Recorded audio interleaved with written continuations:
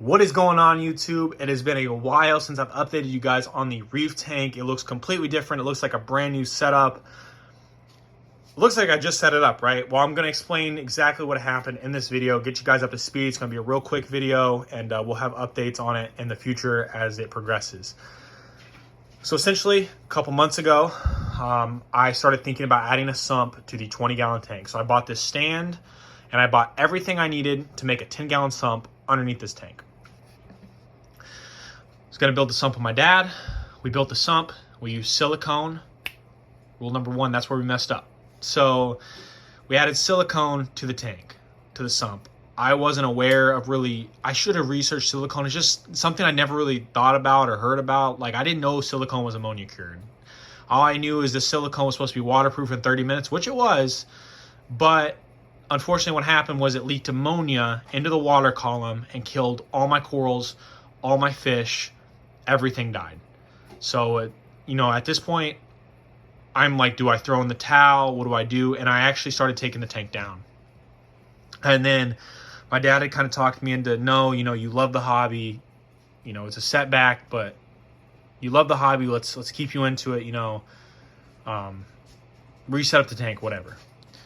So I'm like, okay, we're gonna scrape all the silicone off, right? We're gonna add beneficial bacteria. We'll do a water change first. We'll add some beneficial bacteria, and we will we'll let it kind of cycle or whatever. Fast forward another week, I take the water into the pet store. Actually, before this had happened, the tank busted. Like 3 days later, because I bought some more rock for it. When I added the beneficial bacteria, I bought 2 more pieces of rock, which I took out of this tank because I didn't want that to happen again. So I had 2 more pieces of rock in here, and then the bottom of the tank, it's like 6, 7 in the morning. I'm sleeping, and I just hear like a waterfall on my floor, and I'm like, what is going on? I look over, and the tank is just leaking everywhere, and I thought, okay, maybe the return pump shooting too much water over.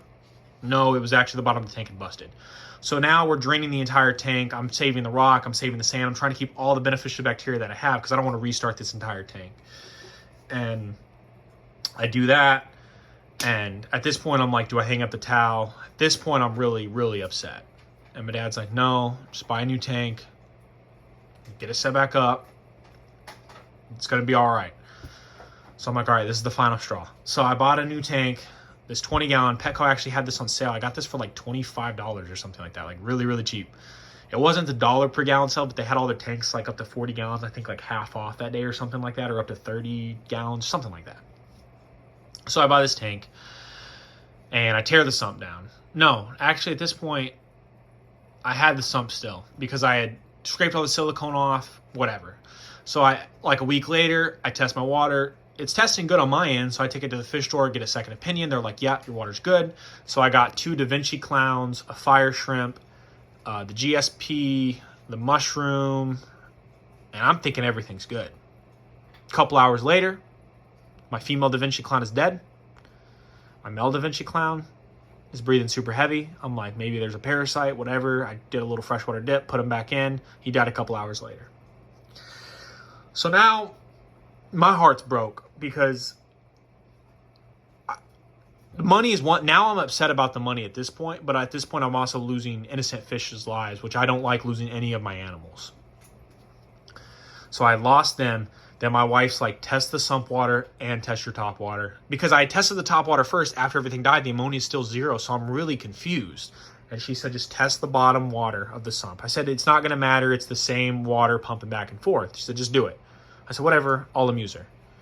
Sure enough, which is really weird, the bottom tank ammonia level was off the chart. And the top ammonia level, 0. It doesn't make any sense on how I was getting that reading, but I was. So at that point, I'm like, okay, clearly the sump is causing some sort of issue. I don't know what it is. I honestly don't really care. I'm just going to go back to the system that works, the hang on the back filter, whatever. So I take the sump down. At this point, the sump is gone. I got a refund, and I set it up just like this, how I used to have it. Let's fast forward. Now it's been like a week and a half. A couple days after, like 3 days after the ammonia was clear, I think I dosed more beneficial I don't know how much beneficial bacteria I put in this tank over the last month, but it's been a lot. Spent a lot of money on beneficial bacteria. So we're like, okay, water's good. How about we test with some corals, because the GSP and the mushroom actually managed to survive everything. I had pulled them out and stuck them in a freshly made bucket of salt water. Risky. It was risky. I was like, but it's better than them staying in ammonia filled water, right? So we get this Paulson Xenia right here as a test subject, and we got a couple snails. We got like one up there. Since I bought like 3 more, but we tested it with two snails and that Paulson Xenia, and we let it sit for like 4 or 5 days until the weekend. Okay, fast forward the weekend, because the snails died when the ammonia was high too. Everything died. All my cleanup crew died except one crab. He's lived through all of this somehow. He's like Hercules. I have no idea how he's still alive, but my crab is still alive. Little blue-legged hermit crab. Sorry, guys, I'm losing my train of thought. So much has happened in the last month, and I'm just trying to update you know, my channel. But okay, fast forward, it's the weekend, right? Everything is still alive at this point. I'm like, all right, that's a good sign. I didn't even test my water. I think I had tested it a couple days before. I was like, everything's alive. There's no ammonia in here. I had been testing nitrate. Nitrate was super low. Nitrite, there was no nitrite, and there was no ammonia. Okay, so at this point, like, tank is showing cycled. It didn't really go through a mini cycle. It just had ammonia spike, and it just took a minute for the ammonia to go down, essentially is what happened. So yesterday, I go to the store, and I get these 2 clowns right here, this bullet hole clownfish and this snowflake clownfish, as well as I got this Kenya tree, who is not open right now. He's like partially open. He's been a little cranky. It's like hit or miss with Kenya trees in my tank, but he's only been in there for a day, so, you know, give him a couple days. Hopefully he'll open up. So the plan for this tank moving forward, I also have a cleaner shrimp in here who's been a little skittish. You know, he's only been in here since yesterday, so that's normal. Plan for this tank moving forward is to get a rose bubble tip anemone, hopefully after Christmas, because the tank is 7 months old or so. It looks brand new because we actually kept all the beneficial bacteria alive this entire time. I had the rocks and salt water and everything. Nothing died in terms of that. It's just the lights were off for like 2 weeks, so all my algae pretty much died because I wanted to have a sump because I was getting slime algae on the bottom, and I think that was a result of overstocking the tank because I had 4 fish in here, and I think that was just way too much fish for the tank. I wasn't really having problems until I added my Royal Grama. So we're going to get a rose bubble tip anemone, hopefully after Christmas, and then I just want minimal corals in here, and I'm hoping the anemones will split and just kind of keep it a really, really simple tank. I do have a 3rd fish coming for this tank. I didn't want to set up a quarantine tank, so I bought from Dr. Reef's quarantine fish, I believe. So we have a yellow watchman goby coming. He'll probably be here in 4 to 6 weeks, I believe, something like that. They quarantine him for like a month, and then they ship them out to you. So, and it depends if they have them in stock or not, if they have to acquire them or not. So I've heard really good things about that site, so I'm really excited. I think from now on, I'm just gonna order all my fish online through them, because if they don't have your specific fish in stock, you can get a quote for whatever fish you want, and they can acquire it and tell you a price and all that. And then that's, you know, if you don't want to set up a quarantine tank or you don't have the room, or honestly, like me, I just don't want to deal with the headache of it. That's just an easier way to do it for me. Just buy pre-quarantine fish. So it's a little more expensive. Not really. I think he only charged me like an extra $10 for the fish, and then you just got to pay that overnight shipping. But if you're ordering more than 1 fish, you know, it's really not that big of a deal. So have a yellow watchman goby coming for this tank, the 2 clownfish, the shrimp, and then we're going to have an anemone. We're going to keep a really low bioload in here, and hopefully the tank runs smooth. I still have some coralline algae on my filter and my heater.